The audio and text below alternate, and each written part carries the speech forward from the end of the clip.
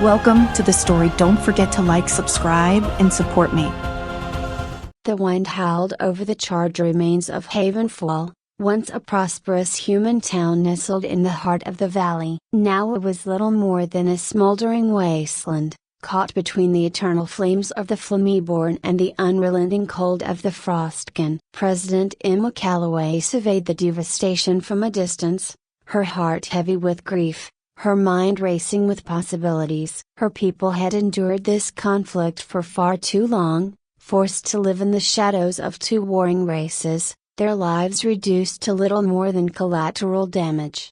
The fires crackled in the distance, casting an eerie glow against the darkening sky, while the cold winds from the north brought a chill that seemed to freeze her bones. Yet she stood firm, her blue eyes sharp and determined. Emma had always been a figure of strength, rising through the political ranks not by force or manipulation, but through her unwavering belief in peace and diplomacy. But even she knew that diplomacy had its limits. The war between the Flameborn and the Frostkin had raged for centuries, long before humans had even set foot on this continent. The Flameborn, with their molten skin and eyes that burned like embers, were as volatile as the fires they wielded. The Frostkin, pale and cold as ice, were their eternal opposites, masters of the frozen elements. Their hatred for one another was ancient, rooted in forgotten histories and bloodlines. And now, their war had spread, engulfing everything in its path,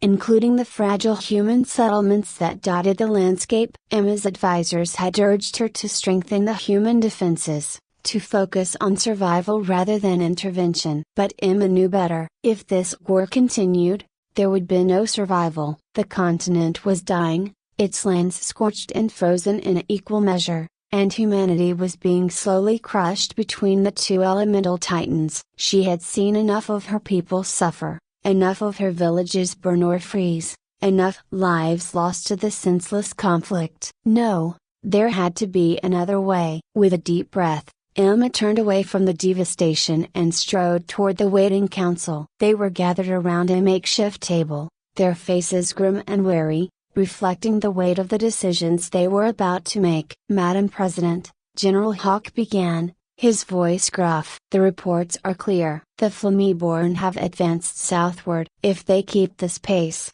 they'll reach our borders within a week. The Frostkin are moving as well, pushing from the north. We're caught in the middle, and our defenses won't hold much longer." Emma listened silently, her mind already made up. She glanced around the table, taking in the faces of her trusted advisors. They were good men and women, soldiers and diplomats who had fought for humanity's survival since the war began. But they lacked her vision. They couldn't see the path she saw. "We cannot simply defend and hope for the best," Emma said, her voice calm but firm. "If we continue on this path, we'll be wiped out. We need to end the war, not delay the inevitable." "With all due respect, Madam President," Councillor Lornan spoke up, his brow furrowed in concern. "You're talking about negotiating with creatures that have been at each other's throats for centuries. They see us as insignificant. Why would they listen to us?" "They'll listen because I'm not giving them a choice,"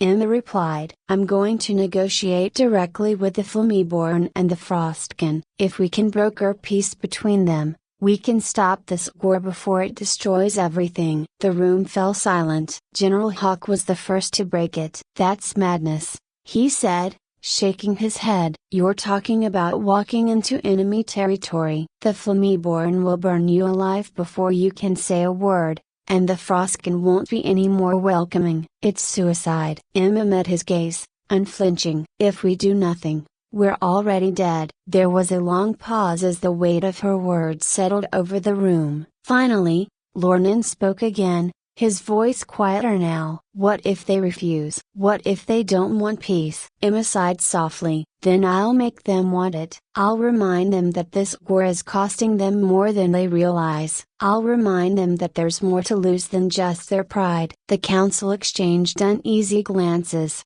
but no one spoke against her. They knew her well enough to understand that once Emma had made up her mind, there was no turning back. She was a leader of conviction, and she would see this through, no matter the cost. Very well, General Hawk said at last, though his tone was laced with resignation. But you won't go alone. We'll send an escort, a small group of our best soldiers. If this plan goes sideways, you'll need protection. Emma nodded, though she doubted soldiers would be able to protect her from the forces she was about to face. Still, she appreciated the gesture. As the council dispersed, Emma lingered, staring out over the horizon where the flames of the Flameborn clashed with the icy winds of the Frostkin. The path ahead was fraught with danger, but it was the only one left. She would walk it, no matter where it led. The journey to the land of the Flameborn was long and treacherous. Emma and her small group of escorts traveled through the scorched earth,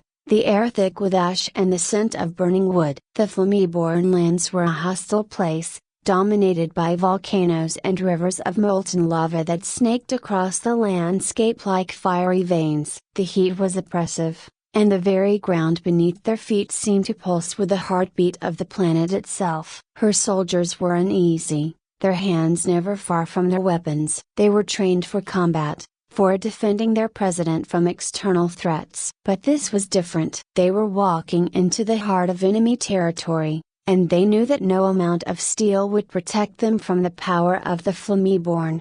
Emma, however, was calm. She had spent the journey preparing herself, mentally rehearsing the words she would say to Queen Arya, the leader of the Flameborn. Emma knew that she was walking a fine line. The Flameborn were proud and fierce, and any sign of weakness would be seen as an insult. But Emma had no intention of showing weakness. She was here to broker peace, and she would do whatever it took to achieve that goal. As they approached the Flameborn capital, a city of stone and fire built into the side of a massive volcano, they were met by a group of Flameborn warriors. Their skin shimmered with the heat of the lava that coursed through their veins, their eyes burning with an inner fire. They were tall and imposing, and their presence alone was enough to make Emma's soldiers shift nervously. "I am President Emma Calloway of the Human Territories," Emma said, stepping forward. "I've come to speak with Queen Arya." The lead warrior,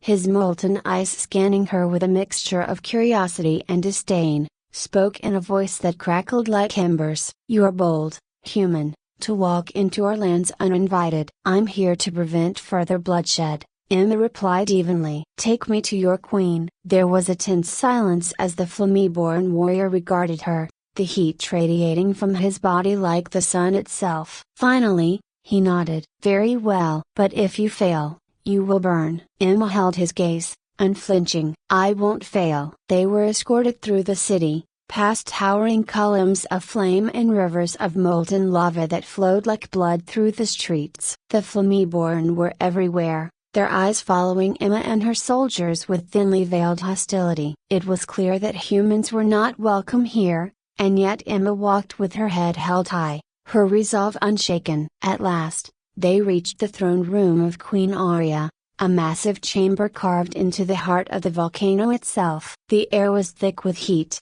and the walls glowed with the molten rock that lined them. Queen Arya sat upon a throne of blackened stone, her fiery red hair cascading down her shoulders like a river of flames. Her eyes burned with an intensity that matched the lava that flowed beneath her feet, and her presence was as fierce as the inferno that surrounded her. Emma approached the throne, her gaze steady. "Queen Arya," she said, her voice strong, "I've come to speak of peace." Arya's lips curled into a smirk, though her eyes remained cold. "Peace? From a human? You must be joking." Emma shook her head. "I'm not. Your war with the Frostkin is destroying the land, and my people are caught in the middle. This war serves no one, least of all your people." Arya leaned forward, her eyes narrowing. "You speak of things you do not understand, human. The Frostkin are our ancient enemies. They seek to freeze this land, to cover it in their eternal winter. We will not allow that to happen." "And how many of your people will die in the process?" Emma countered. "How many more cities will burn? How much more land will be destroyed before you realize that this war is costing you more than you can afford to lose?" Arya's gaze flickered, a brief moment of doubt passing over her features. But it was gone as quickly as it had appeared. "You speak boldly,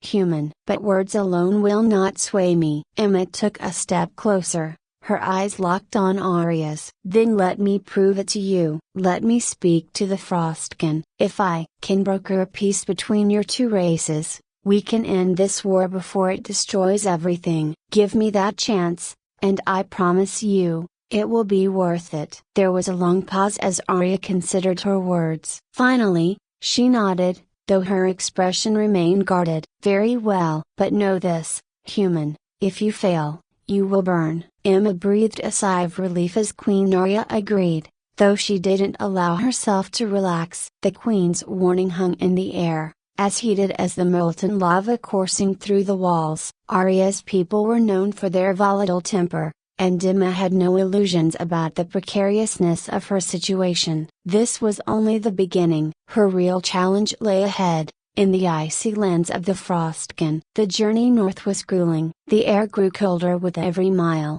the once molten landscape of the Flameborn giving way to barren, frost-covered plains. Emma and her small escort pressed on, their breaths coming out in visible puffs as they neared the Frostkin territory. The stark contrast between the two realms was overwhelming. At the land of the Frostkin was as silent as the grave, the only sound the crunch of snow beneath their feet. Her soldiers were exhausted, their faces pale from both the cold and the weight of their mission. Emma could feel their apprehension. She shared it. Negotiating with Queen Arya had been difficult, but the Frostkin were different. They were colder, more calculating, and their king, Morthos, was known for his ruthlessness. If Arya had been fiery and temperamental, Morthos was a glacier, slow-moving and impossible to move without great force. When they finally reached the Frostkin capital, a city carved into the side of a mountain of ice, the temperature dropped even further. Emma pulled her cloak tighter around her shoulders, feeling the icy bite of the wind as she and her escort were met by the Frostkin warriors. Their pale blue skin shimmered in the cold light, their eyes a chilling shade of white, as if all warmth had long ago drained from their souls.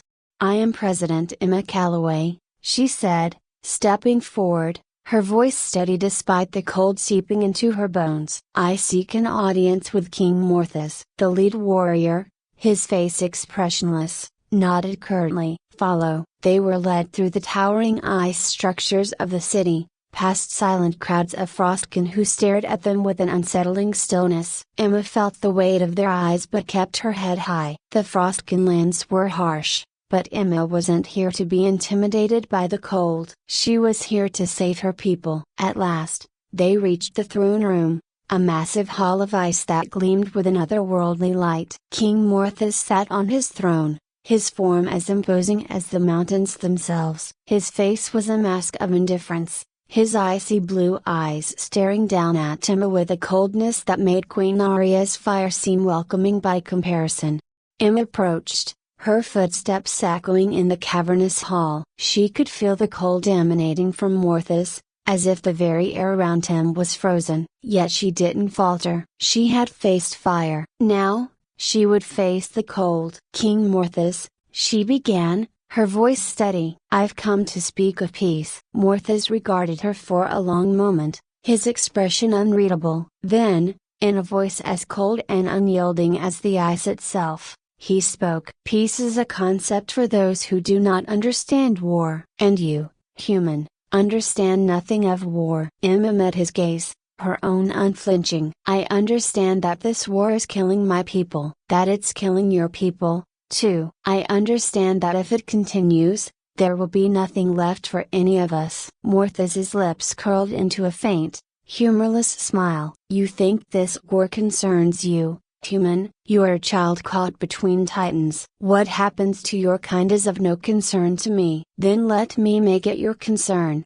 Emma replied, her tone firm but not confrontational. The Flameborn seek to burn the land, to melt the ice that covers your kingdom. If this war continues, it will not end until one of you is destroyed. And in that destruction, the rest of us will burn out or freeze alongside you. Morthos's eyes narrowed, his gaze sharp and calculating. And what would you have me do, Human, surrender to the Flameborn, allow them to scorch the earth until nothing remains? Emma shook her head. Number, I'm not asking you to surrender. I'm asking you to see that there's another way. I've already spoken with Queen Aria. She's willing to listen. She's willing to negotiate. You don't have to fight each other until the end. There can be peace. For the first time, Morthez's expression changed. It was subtle. A slight shift in his icy demeanor, but Emma saw it. He was considering her words, weighing the possibilities in his mind. But then, just as quickly, his mask of cold indifference returned. You are not a tilde Macron v. human, he said, his voice flat. Peace is a fleeting concept, a lie we tell ourselves to avoid the truth. And the truth is, there can be no peace between fire and ice. Emma stepped closer, her eyes locking with Morthez's. There can be if you choose it. The silence in the hall was deafening. For a long moment, neither of them moved, their gazes locked in a silent battle of wills. Then, slowly, Morthez rose from his throne, his towering form casting a long shadow over the room. You are bold, human, he said quietly. Bolder than most. But boldness alone does not win wars. Emma didn't back down. It wins peace. Morthez studied her for a long moment, his cold eyes searching her face. Then, finally, he spoke. I will consider your words,